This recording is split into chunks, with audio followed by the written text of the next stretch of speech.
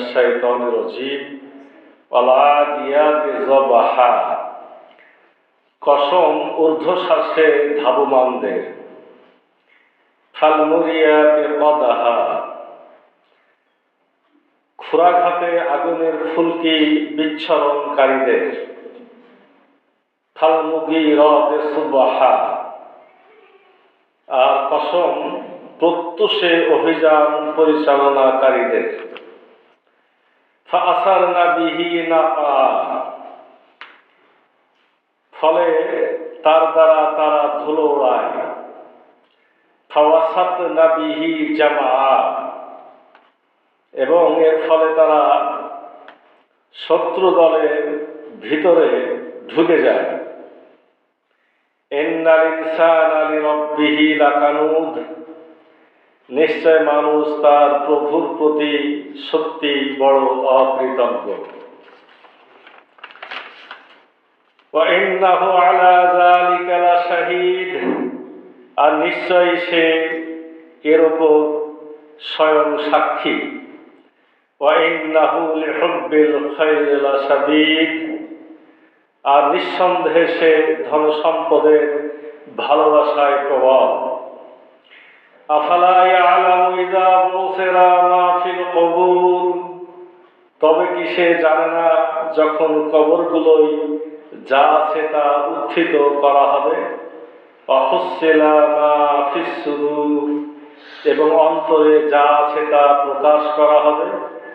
ইন্না রাব্বাহুম বিহিম ইয়াউমাইযিন লাখাবীর, নিঃসন্দেহে তাদের রব সেই দিন সম্বন্ধে সবিশেষ অবহিত থাকবেন।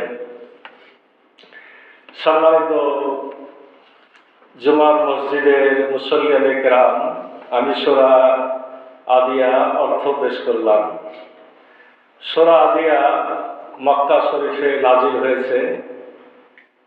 আল্লাহ রসুল হযরত মুহাম্মদ সাল্লাল্লাহু আলাইহি ওয়াসাল্লামের মক্কি জিন্দেগির প্রথম দিককার সূরা।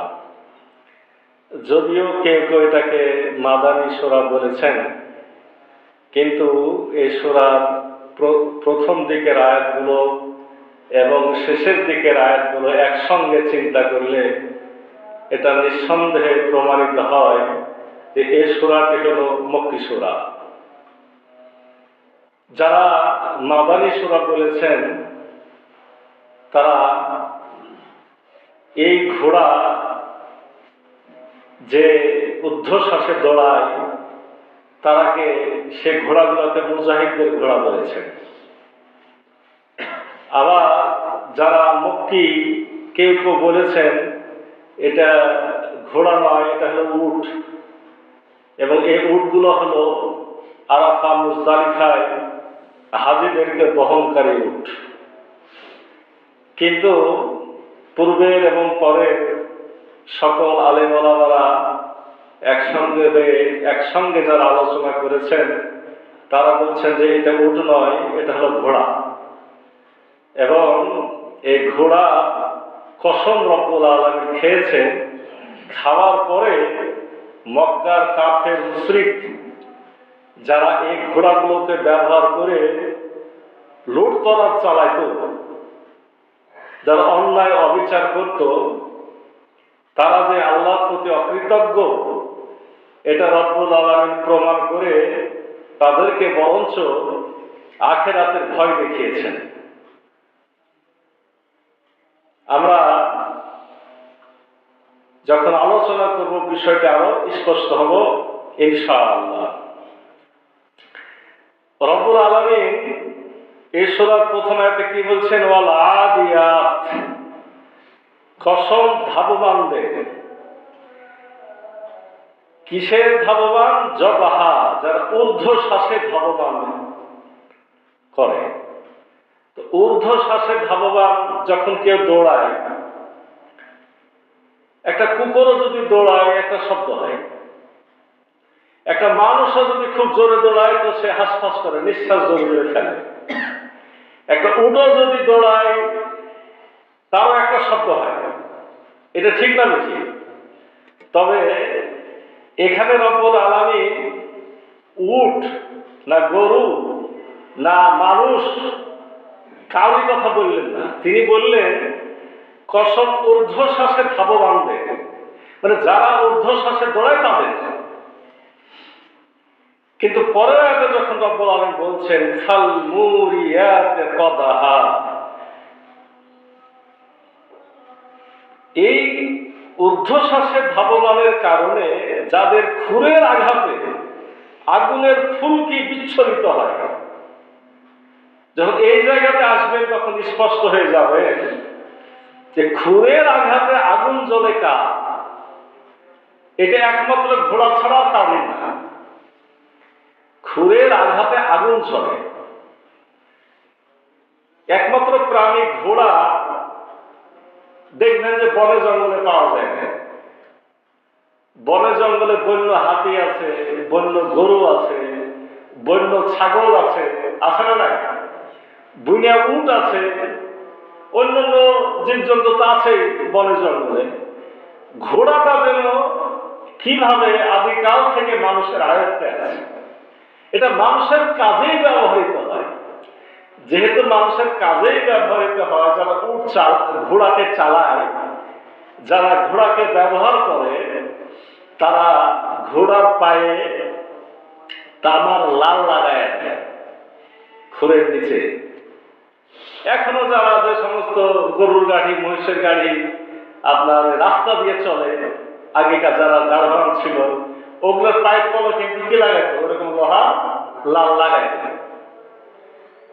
ঘোড়া যেহেতু সবসময় মানুষ দৌড়াদৌড়ির কাজে ব্যবহার করে, ঘোড়ার পায়ের নিচে তারা এরকম খাপ লাগায় দেয়। যখন খাপটা লাগায় দেয়, এই ঘোড়া যখন জোরে দৌড়ায় ইটের উপর দিয়ে, পাথরের উপর দিয়ে, পাহাড়ের উপর দিয়ে, তখন কি হয়, এই ঘর্ষণ খেয়ে আগুন জ্বলে। এটা দিনে দেখা যায় না, কিন্তু রাত্রে দেখা যায়। তাহলে যেহেতু ঘোড়াটাই জোরে দৌড়ায়, আর জোরে দৌড়ালে আলো জ্বলে, এই আগুন জ্বলে একমাত্র ঘোড়ার পায়ে। তো রব্বুল আলামিন ঘোড়ার নাম না বলেই প্রমাণ করে দিলেন যেটা আমি কিসের কসম খেয়েছি, এটা হলো ঘোড়ার কসম। ফাল মুগীরাতে সুবহা, এই ঘোড়াগুলোকে নিয়ে যারা অভিযানকারী তারা কি করে, অতি প্রত্যুষে অভিযান পরিচালনা করে, খুব সকালে। এটা মুজাহিদেরাও খুব সকালে অভিযান করত, মক্কার ডাকাতেরাও সকালে অভিযান করত। সকালে অভিযান করে একটা লাভ আছে। মনে করেন যে ডাকাত বাহিনী, ডাকাতের দল আক্রমণ করবে, এখানে মূলত তাদেরকে বোঝানো হয়েছে। মক্কার কাফের মুশরিকরা ঘোড়া ব্যবহার করে লুটতরাজ চালায়, আপনার বিভিন্ন গোত্রকে তারা দখল করত, আক্রমণ করত, খুব সকালে আক্রমণ করত। খুব সকালে আক্রমণ করতে একটা লাভ ছিল। রাত্রিবেলাতে যে মনে করেন যে এলাকায় আক্রমণ করবে তার আশেপাশে তারা প্রস্তুত হয়ে থাকত। রাত্রে যদি আক্রমণ করবে তাহলে তারা দেখতে পাবে না, তো দেখতে পেতে একটু সকাল হওয়া লাগবে। সকালে দেখতে পাবে, কিন্তু সকালে মানুষের তো ঘুমায় থাকবে। মুসলমান নাহি জাগে, কিন্তু বেনামাজিরা তো কি করে, ঘুমায় থাকে। সকালে আক্রমণ করলে ওরা প্রস্তুত হওয়ার আগেই, মানে চোখ গলতে গলতে কিছু বুঝার আগে তারা আক্রান্তকারীদের আক্রমণের শিকার হয়ে তারা যুদ্ধে পরাজিত হয়ে যেত। এই জন্য তারা খুব সকালে আক্রমণ করত। আচ্ছা, রাসূল সাল্লাল্লাহু আলাইহি ওয়াসাল্লাম সকালে আক্রমণ করতেন। কেউ যদি নাফরমান করত যে তাদের উপর আক্রমণ করা প্রয়োজন, যুদ্ধ পরিচালনা প্রয়োজন, আল্লাহ রাসূল আগে জানাই দিতেন যে তোমাদের উপর আক্রমণ হবে। তবে রাসূল সাল্লাল্লাহু আলাইহি ওয়াসাল্লাম আক্রমণ করার আগে নিজে এবং পরবর্তীকালে সাহাবায়ে কেরাম তার বাহিনীকে যে এলাকা আক্রমণ করবে সে এলাকাতে রাত্রিতে যেই থাকতেন। তবে আল্লাহ রাসূল সাহাবায়ে কেরামের মধ্যে তাদের পার্থক্যটা হলো, রাসূল বা সাহাবায়ে কেরাম দেখতেন যে এই এলাকাতে যে আমরা আক্রমণ করতে এসেছি, কান পেতে থাকতেন ফজরের সময় আজান হচ্ছে কিনা। যদি আজান হতো তাহলে জানতেন যে এখানে মুসলমান আছে, এখানে আক্রমণ করা কি যাবে না। আর আজান যদি না হতো জানতো নিশ্চিত যে সব কাফেরের দল, আক্রমণ করতেন। একটা সত্য মিথ্যাকে খুঁজে পাওয়া যেত। তাহলে আল্লাহ রাসূল আক্রমণ করতেন এইভাবে সকালে, আর কাফের মুশরিকরা আক্রমণ করত তাদেরকে হঠাৎ করে আক্রমণ করে পরাজিত করার জন্য। তাহলে রব্বুল আলামিন বলছেন ফাল মুগীরাতি সুবহার কসম প্রত্যুষে খুব সকালে অভিযান পরিচালনাকারীদের, ফাআসারনা বিহি নাকা ফলে তার দ্বারা তারা ধুলো উড়ায়। যখন একসঙ্গে আক্রমণ করা হয় তখন এই ঘোড়ার পায়ের দৌড়াদৌড়ির কারণে চতুর্দিক, সেটা পাহাড় এলাকা, মরু এলাকা, বালির এলাকা, মাটির এলাকাতে আক্রমণ করলে তো ধুলা উড়বে, আর সেটা তো গোটাটাই বালুতা নয়। এই সমস্ত উটের ঘোড়ার আক্রমণের কারণে ধুলো বাড়ি উড়ে যায়। এবং এই বাহিনী কি করে, একসঙ্গে সম্মিলিতভাবে সৈন্য দলের মাঝখানে অভ্যন্তরে ঢুকে যায়। এটা হলো ঘোড়ার বৈশিষ্ট্য। ঘোড়া আপনার তার মালিকের খুবই অনুগত। সে ঘোড়া কাফেরে খাওয়াক আর মুসলমানের খাওয়াক, তাকে একটু খেতে দেয়, একটু জায়গা দেয়, এতে সে প্রভু ভক্ত হয়ে যায়। সে আলসেমি করে না, শুধু পিঠের ওপর চড়ে দুই পাশে দুই পায়ের একটু বাড়ি দিলেই সে বুঝবে আমাকে ছুটতে হবে। কারণ সে মালিকের প্রতি কৃতজ্ঞ। সে খাবার পায়, পানি পায়, মালিক একটু আদর করে, একটু জায়গা দেয়।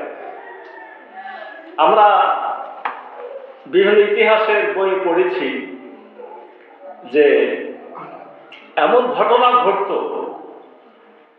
এখন টেলিফোন, মোবাইল যেমন আছে তেমনি বিমান, রকেট সেটাও আছে। একটা যুগে ঘোড়াই ছিল এই দ্রুত যোগাযোগের বাহন। এবং মুসলিম বিশ্বে যখন মুসলমানরা অর্ধজাহান শাসন করেছে, তারা একটা এলাকার পরে পরে ঘোড়ার আস্তাবল রাখত। এবং এই আস্তাবলে ঘোড়াগুলো কিভাবে ব্যবহার হতো, মনে করেন যে একটা মানুষ মক্কা থেকে বা মদিনা থেকে বা ইরাক থেকে রওনা হয়েছে, সে মনে করেন বাংলাদেশে আসে, কয়েকদিন সময় লাগবে। এমন দ্রুত খবর যে 2 দিন 3 দিনের মধ্যে পৌঁছানো দরকার। এই ঘোড়া এত দ্রুত দৌড়াইতো যে দৌড়াইতে দৌড়াইতে একটা এলাকাতে পৌঁছে ওই এলাকায় ঘোড়াটাকে রেখে আর একটা ঘোড়া নিত। কারণ ঘোড়াটা তো তার একটা শরীর, জীবন, সে তো পারবে না, কিন্তু তার শেষ শক্তি পর্যন্ত সে দৌড়ায়। এটা হচ্ছে ঘোড়ার বৈশিষ্ট্য। এমন আমরা দেখা গেছে যে জরুরি কারণে মানে বাহিনী বা ঘোড়ার মালিক এত ব্যস্ত ছিল যে ঘোড়াকে নিয়ে আস্তে আস্তে রাস্তার মধ্যে ঘোড়া পড়ে মারা গেছে, কিন্তু ঘোড়ার গতি থামে না, মারা গেছে, ওই ঘোড়া রেখে আর একটা ঘোড়া নিয়েছে। ইতিহাস এগুলো পাওয়া যায়। কথা হলো কেন বললাম, এই যে একটা ঘোড়া তার সমস্ত শক্তি খরচ করে তার মালিককে সাহায্য করে, শুধু একটু খাদ্য পানি পায়, একটু জায়গা পায়, একটু আদর পায়। অথচ এই ঘোড়াটা ওই কাফের মুশরিকরা ব্যবহার করে, সে মালিকের অনুগত, কিন্তু কাফের মুশরিকদেরকে বোঝানো হচ্ছে তোমরা তোমাদের আসল মালিকের অনুগত নও, তোমরা বরঞ্চ কি করছো, এই ঘোড়াটা যিনি তৈরি করেছেন, যিনি সৃষ্টি করেছেন, তাকে ব্যবহার করে তোমরা লুটতরাজ চালাচ্ছ। ঠিক একইভাবে যদি এই আয়াতগুলো মুসলমানদের, মুজাহিদদের ঘোড়ার কথা ব্যবহার হয়, তারাকেও শিক্ষা দেওয়া হচ্ছে যে এই ঘোড়া যেমন তার মালিকের অনুগত, জীবন যৌবন সব ধ্বংস করে মালিকের জন্য, নিজের শরীর বলে কিছু ভাবে না। তো যদি তাই হয়ে থাকে, তাহলে হে মুসলমান, তোমরাও চিন্তা করো, তোমাদের যে প্রভু তোমাদেরকে সৃষ্টি করেছেন, তোমাদেরকে খাদ্য দিয়েছেন, পানি দিয়েছেন, জায়গা দিয়েছেন, আবাস দিয়েছেন, শক্তি দিয়েছেন, সকল কিছু আমাদেরকে আল্লাহ রাব্বুল আলামিন দান করেছেন কিনা? আমরা আমাদের রবের ব্যাপারে, আমার মূল মালিকের ব্যাপারে আমরা কি কৃতজ্ঞতা স্বীকার করছি? রব্বুল আলামিন কোরআনে বলে দিলেন, ইন্নাল্লাহা আশতারা মিনাল মুমিনিনা আনফুসাহুম ওয়া আমওয়ালাহুম বিআন্না লাহুমুল জান্নাহ ইউকাতিলুনা ফি সাবিলিল্লাহি ফায়াকতুলুনা ওয়া ইউকতালুন। নিশ্চয় মুমিনদের জান আর মাল আল্লাহ কিনে দিয়েছেন জান্নাতের বিনিময়ে। তারা আল্লাহর পথে লড়াই করে, মারে এবং মরে। ঘোড়া কিন্তু মরে যাচ্ছে, কিন্তু আমরা মুসলমানের কথা এজন্য বলছি যে মুসলমান তো স্বীকার করে নিয়েছে যে যার মাল আমার না, এটা কার? আল্লাহ। আল্লাহর জন্য এগুলো সমস্ত কিছু উৎসর্গ করার কথা, অথচ সে মুসলমান এখন ভোগ বিলাসে লিপ্ত, জীবন দিতে আর পারছে না। আজকে যদি গোটা বিশ্বের মুসলমানদের মন মানসিকতা এক হতো, ওই কয়েকটা মাত্র ইহুদি আমাদের ফিলিস্তিনের ভাইদের উপর আক্রমণ করতে পারত? পারত না। আমরা কাফের মুশরিকদের উদ্দেশ্য করে যদিও কোরআনের আয়াতগুলা, তারা যদিও আমরা বলছি অকৃতজ্ঞ, কিন্তু মূলত আমরাও অকৃতজ্ঞ। তাদের যেমন এখানে শিক্ষা আছে, বর্তমানে নামধারী মুসলমানদের এখানে কি আছে? শিক্ষা আছে। আল্লাহ বলছেন, ইন্নাল ইনসানা লিরাব্বিহি লাকানুদ, নিশ্চয় মানুষ তার প্রভুর প্রতি সত্যিই বড় অকৃতজ্ঞ। আমি কথাটা বলছিলাম আয়াতের কারণে। এই ঘোড়ার কথাগুলো বুঝিয়ে বলার পরে রব্বুল আলামিন বলছে, মানুষ তোমরা কিন্তু তোমাদের রবের প্রতি বড়ই অকৃতজ্ঞ। কাফের মুশরিকরা ঘোড়া ব্যবহার করে লুটতরাজ চালাচ্ছে, আর তোমরা মুসলমান নামধারী মুসলমানেরা বলছো যে রব আমাদের আল্লাহ, মুহাম্মদ সাল্লাল্লাহু আলাইহি ওয়াসাল্লাম আমাদের নেতা, কিন্তু সে রবের হুকুমও চালো নাই, সেই রাসূল সাল্লাল্লাহু আলাইহি ওয়াসাল্লামের সুন্নাত চালো নাই। অথচ আমরা খাচ্ছি, দাচ্ছি আর ঘুমাচ্ছি। এই আল্লাহর জমিনে আল্লাহর দিন প্রতিষ্ঠার সংগ্রামে সময় ব্যয় করতে, জীবনের সময়টা খরচ করতে আমরা রাজি না। আল্লাহ রাব্বুল আলামিন বলছেন, ওয়া ইন্নাহু আলা যালিকা লাশাহীদ, নিশ্চয় সে নিজেই এর সাক্ষী। মানুষ যে অকৃতজ্ঞ, মানুষ নিজেই তার সাক্ষী। এখন যে আমরা আলোচনা করার পরে আমরা বুঝতে পারছি না যে আমরা অকৃতজ্ঞ। একটুক শীত পড়েছে ফজরে, আপনার এখানে কয়জন হয়ে যাবে? দেখা যাচ্ছে মুসল্লি হারাই গেছে। এমন জীবন দিবে, বুঝলেন না, যে ফজরে আসছে না, শীতের কারণে গোসলবার জুমাও এজন্য হয়তো আসবে না। কি আমরা কৃতজ্ঞ না অকৃতজ্ঞ? আমরা অকৃতজ্ঞ। এজন্য মানুষ নিজেই তার সাক্ষী। মানুষ নিজেই বুঝে যে আমি কতটুকু কৃতজ্ঞতা স্বীকার করছি আর কতটুকু আমি অকৃতজ্ঞ।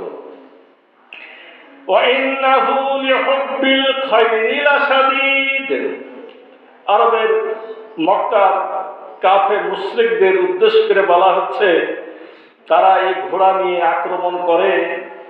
আক্রমণ করে লুটতরাজ করে, এটা নিজেই সাক্ষী দেয় যে সে আল্লাহর ব্যাপারে অকৃতজ্ঞ। এবং এই কাজগুলো সে কেন করে? নিঃসন্দেহে সে ধনসম্পদের ভালোবাসায় প্রবল। দুনিয়ার আসক্তি, দুনিয়ার মোহ তাদেরকে পেয়ে বসেছে।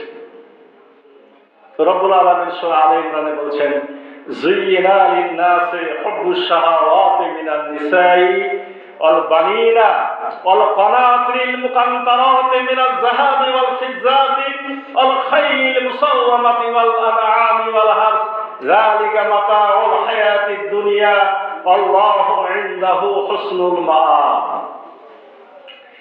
আল্লাহ বলছেন, যুয়িনা লিন-নাস, মানুষের জন্য আমি আসক্তি বানিয়ে দিয়েছি। যুয়িনা লিন-নাস, আকর্ষণীয় বানিয়ে দিয়েছি। হুব্বুশ শাহাওয়াত মিনান নিসা, নারীদের প্রতি আকর্ষণকে একটা আসক্তি বানিয়ে দিয়েছি। অল বানিনা, আকর্ষণ বানিয়ে দিয়েছি সন্তান সন্ততিকে। অল কানাতিল মুকান্তারা, আমি রাশি রাশি আর যাহাবে অল ফিজ্জা, সোনা রূপাকে আসক্তি বানিয়ে দিয়েছি। অল খাইলিল মুসাওয়ামাত, আমি বাছাইকৃত ঘোড়াকে আকর্ষণীয় বানিয়ে দিয়েছি। অল আনআমি ওয়াল হারস, আমি গবাদি পশু বাড়িতে যেগুলো লালন পালন করা হয় পশু পাখির প্রতি মানুষের আসক্তি তৈরি করে দিয়েছি। হারস এবং কৃষি জমিকে আমি আকর্ষণীয় বস্তু বানিয়ে দিয়েছি। তাহলে দেখেন আল্লাহ কতগুলো বললেন, আমার স্ত্রী, আমার সন্তান, আমার বাড়িঘর, আমার জমি জামা, আমার গবাদি পশু, টাকা পয়সা, এগুলোকে আল্লাহ কি করেছেন? আমার জন্য আকর্ষণীয় বানিয়ে দিয়েছেন। জালিকা মাতাউল হায়াতিদ দুনিয়া, এই কথা বলে আল্লাহ বলছেন এগুলো সবই এই ক্ষণস্থায়ী দুনিয়ার সামগ্রী। আল্লাহু ইনদাহু হুসনুল মাআব, আর আল্লাহর কাছে আছে আসল বাসস্থান। তাহলে মানুষ অন্যায় কেন করে, লুটতরাজ কেন করে, আক্রমণ কেন পরিচালনা করে, যারা দুর্বল তাদেরকে কেন লাঞ্ছিত করে? দুনিয়ার মানুষ খেতে পাক নাহি না পাক, বস্তুবাদী নেতারা কেন বিদেশে 50টা বাড়ি করে? কেন করে? করে এজন্য যে তারা কি করে, যে তাদের এই ধন সম্পদের ভালোবাসা তাদের মধ্যে হয়ে গেছে একেবারে মারাত্মকভাবে। আখেরাতকে তারা কি করেছে? ভুলে গেছে। কিন্তু আল্লাহ বলছেন যে আখেরাতের বাসস্থানটা ছিল আসল। এবার রব্বুল আলামিন আহ্বান করে বলছেন, আফালা ইয়ালামু ইযা বুসিরা মা ফিল কুবুর, তারা কি জানে না যে কবরগুলোতে যা আছে তা একদিন উত্থিত করা হবে?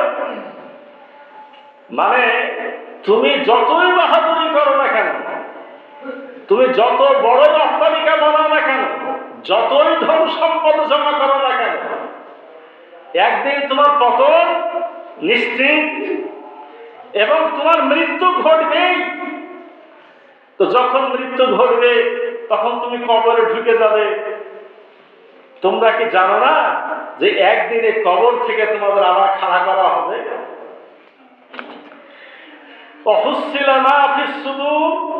এবং তোমাদের অন্তরে যা কিছু আছে সেটাকে প্রকাশ করে দেওয়া হবে। তোমাদের ভিতরে যা আছে, মনে মনে যা কিছু চিন্তা করো, কল্পনা করো, দুনিয়াটা তো দুনিয়ার মানুষ দেখলোই। দুনিয়ার অন্যায়, অত্যাচার, অবিচার তো মানুষ দেখেছে, কিন্তু অনেক কিছু দেখেনি তোমার ভিতরের খবরগুলা। সেদিন বাহ্যিক বিচারগুলো হবে।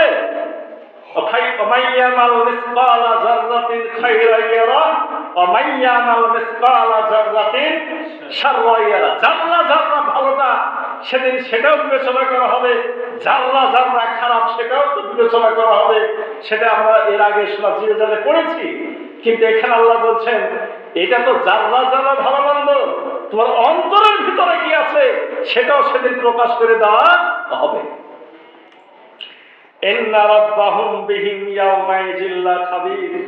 নিঃসন্দেহে তাদের রব সেই দিন তাদের সম্বন্ধে সবিশেষ অবহিত থাকবেন।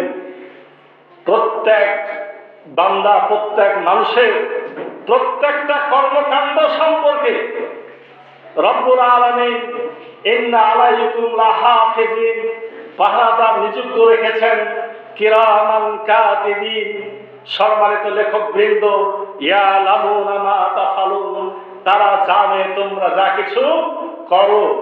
এই সমস্ত তোমাদের ডকুমেন্ট রেখেছেন, ফেরেশতাদের মাধ্যমে সেটা লিখিত আছে, জমা আছে, সাক্ষী আছে, ভিডিও আছে, অডিও আছে, সকল কিছু সেদিন রব্বুল আলামিনের সামনে খাওয়া হয়ে যাবে। অতএব রব্বুল আলামিন সকলের বিষয়ে সবিশেষ অবহিত। রব্বুল আলামিন এই কথাগুলো বলে মূলত সকলকে, যারা আল্লাহ সম্পর্কে গাফেল, কোরআন সম্পর্কে গাফেল, ইসলাম সম্পর্কে গাফেল, সত্য সম্পর্কে গাফেল, সকলকে মূলত এই গাফলতি থেকে, নিজের মোহ থেকে বেরিয়ে আল্লাহ রাসূল হযরত মুহাম্মদ সাল্লাল্লাহু আলাইহি সাল্লাম যে কোরআনের ভিত্তিতে দাওয়াত দিয়েছেন, সে দাওয়াত কবুল করার জন্যই আমন্ত্রণ জানিয়েছেন। এটা হলো এই সূরার মূল বিষয়বস্তু, মূল শিক্ষা।